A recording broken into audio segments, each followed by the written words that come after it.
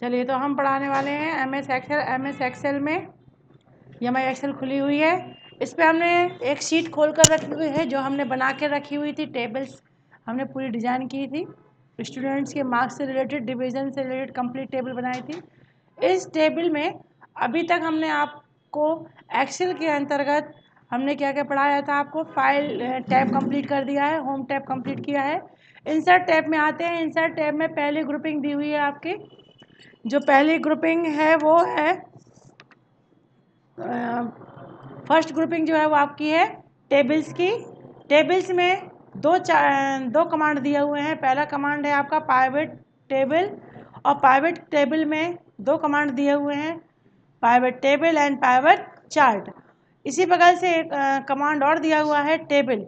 तो जैसे हमने अभी आप देखो टेबल हमने क्लिक किया है, चूँकि हमने एरिया को सिलेक्ट करके रखा हुआ था, तो आप ये देख रहे हैं कि पूरा एरिया सिलेक्शन हो चुका है और उसका जो एरिया है वो यहाँ पर शो भी कर रहा है कि जो हमारी कॉलम नंबर बी है, बी से कॉलम नंबर B1 से लेकर के और कॉलम नंबर एल से लेकर के और L7 तक कंप्लीट हमने इसको पूरा सिलेक्टेड किया हुआ है। पूरा एड्रेस ले रहा है। इसमें अगर हम कुछ भी चेंजेस करना चाहें तो हम चेंजेस कर सकते हैं। इसमें चेंजेस कह रहा था तो हमने ओके किया। वो उस ओके पे क्या कह रहा है, तो जैसे हमने ओके किया हुआ है तो वहाँ पर हमने पूरा आपके जो ये क्या ओपन हो जाता है। जैसे हमने ओपन किया ओके को, तो टेबल टूल्स एक टैब है वो अपने आप ऑटोमेटिकली ओपन होता है। साथ में डिज़ाइन टैब ओपन होता है। इस डिज़ाइन टैब में ग्रुपिंग्स भी होती है। जैसे कि अभी हमने फाइल और होम इंसर्ट की रिबन और रिबन की ग्रुपिंग देखी है, इसी प्रकार से टेबल जब हम कमांड को क्लिक करते हैं एरिया सिलेक्शन के बाद, तो यहाँ पर टेबल टूल्स का एक टैब ओपन होता है। उस पर डिज़ाइन टैब आता है।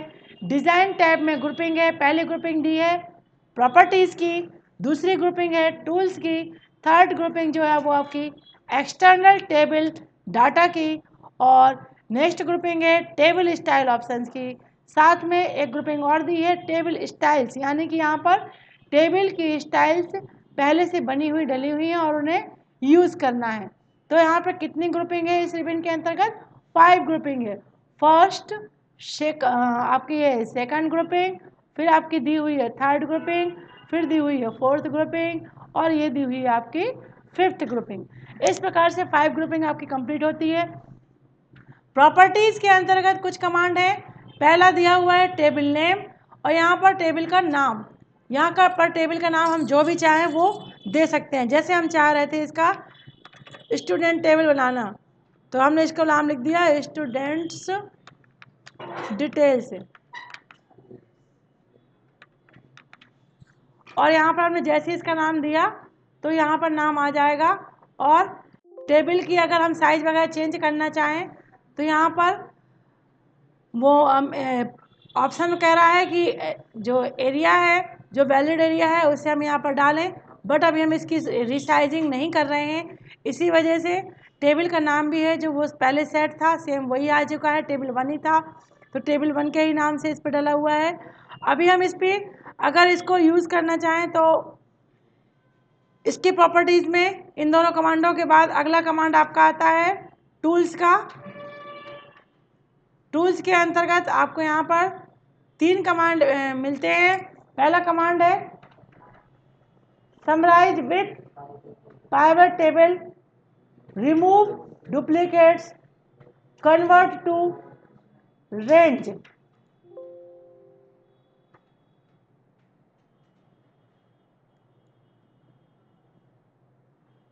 अगर हमने ये जो हमारा कमांड हमने यूज़ करने के लिए किया हुआ था अभी, तो वो किसके अंतर्गत था? हमने टेबल स्ट्रक्चर्स आप देख रहे हो कि हट चुका है आपकी फाइल का। क्या किया हमने? रेंज को हटा करके, टेबल कमांड को हटा करके नॉर्मल सीट कर दिया था। इस वजह से आप देख रहे हो कि यहाँ पर सारी जो टेबल की डिज़ाइंस थी वो सभी कुछ अलग हो चुकी हैं, हट चुकी हैं। जैसे ही हम Ctrl Z करते हैं, आप अपने स्ट्रक्चर में जब वापस आएंगे तो आपको ये चीज़ क्लियर हो जाएगी कि कहाँ पर क्या चीज़ चेंजेस हुए थे। तो इस प्रकार से देखिए हमारी जो पहली टेबल थी वो ये थी, स्टूडेंट्स नेम से अकॉर्डिंग यहाँ पर जो पूरी फाइल थी वो हमने ली हुई थी। इस पर हमने क्या किया था, इंसर्ट से टेबल यूज़ किया था। टेबल पर क्वेश्चन आया था where is the data for your table, जहाँ पर डाटा है वहाँ पर क्या करना है, उसे ही हम पूरा डिज़ाइन देना चाहते हैं। तो हमने डिज़ाइन के लिए क्या कर दिया था, ओके किया था। जैसे ओके किया था यहाँ पर सिलेक्शन था स्टाइल्स का, तो इस स्टाइल सिलेक्शन को इसको यूज़ किया गया था, जिस वजह से यहाँ पर कॉलम्स वगैरह शो होने लगे थे। अब इन कॉलम स्टाइल्स को हमने विदाउट कॉलम स्टाइल्स करने के लिए remove duplicate convert to range, यानी कि जो रेंज का एरिया है उसे हटा करके नॉर्मल शीट्स में तैयार कर दिया था। इस वजह से यहाँ के रो और कॉलम सारी चीज़ें हट चुकी थी।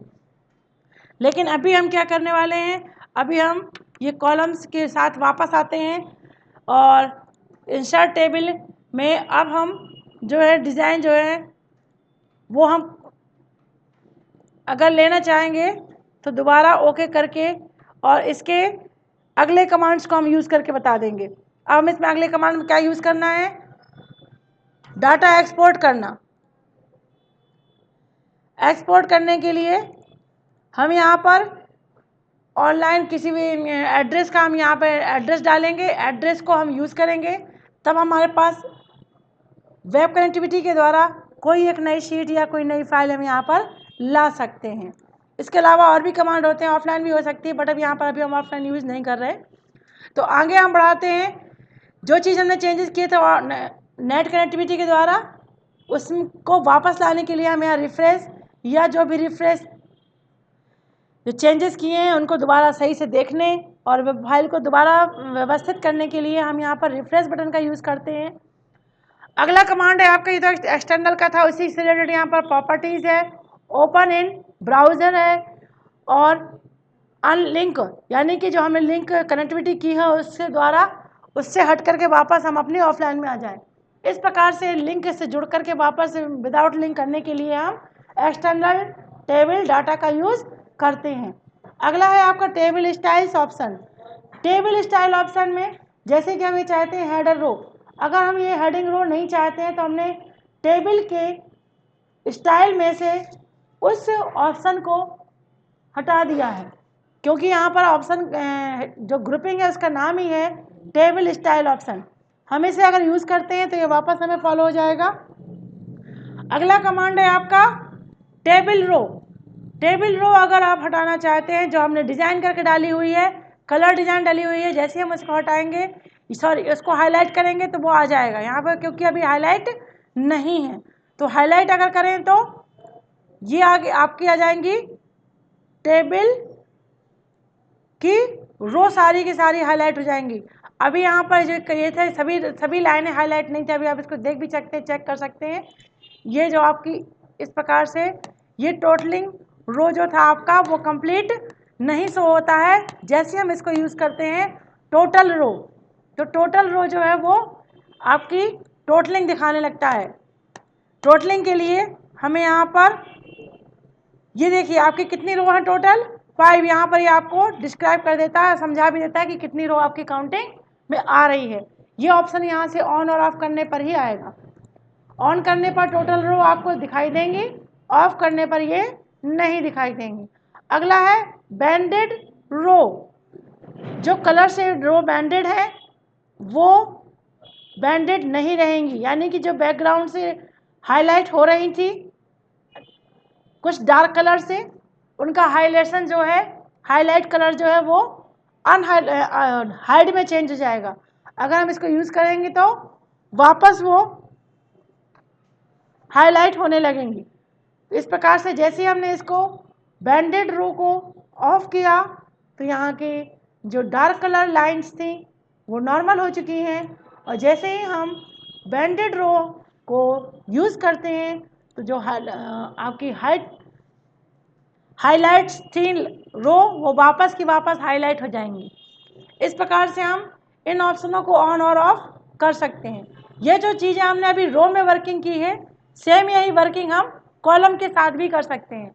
तो कॉलम में first column, last column, banded column, अगर इसमें कॉलम के साथ हमने वर्किंग की होगी तो।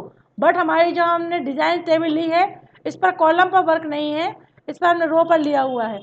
इसी प्रकार से अगर हम कोई और लेते हैं जिस पे कॉलम बाउंडेड है तो उस पर हम वर्क कर देते हैं। जैसे कि हम यहाँ पर ले लेते हैं, ये रो का साथ है। अभी हम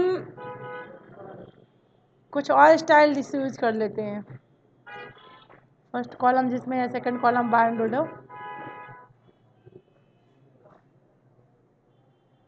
हम यहाँ पर सभी रो के लिए डिज़ाइन बने डली हुई हैं।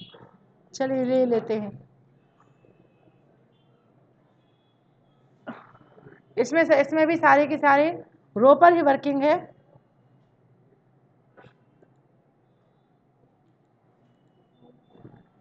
फर्स्ट कॉलम को हमने हाईलाइट किया तो आप ये देख रहे हो कि फर्स्ट कॉलम आपका हाईलाइट होने लगा है क्योंकि हमने फर्स्ट कॉलम को ऑन कर लिया था। ऐसे ही लास्ट कॉलम, जैसे हमने लास्ट कॉलम लिया तो आप देखेंगे लास्ट कॉलम का जो डिटेल्स है वह भी हाईलाइट हो जाएगा। इस प्रकार से टूल्स यूज़ करने पर सेम बैंडेड कॉलम, जितने भी कॉलम हैं सभी के सभी हाईलाइट हो जाएंगे अलग तरीके से डार्क कलर के साथ। ये अब इनकी बैंडेडिंग जैसे हम कंप्लीट करते हैं तो ये नॉर्मल हो जाते हैं। अब हम लास्ट कॉलम भी हटा देंगे तो लास्ट कॉलम की जो कलर डिजाइंस थी वो नॉर्मल हो जाएगी। ऐसे ही फर्स्ट कॉलम की जो थी वो भी नॉर्मल हो जाएगी। तो इस प्रकार से हमने टेबल ऑप्शन यूज़ किए हैं। और इसके बाद ये आपका टेबल डिज़ाइन टूल्स जो था, इंसर्ट के अंदर टेबल के अंदर हमने ये सारी चीज़ें पढ़ी हुई थी तो ये कंप्लीट कर दी हैं। अब हम इसमें वापस आ जाते हैं और आज के कंप्लीट काफ़ी है था। Next day next class.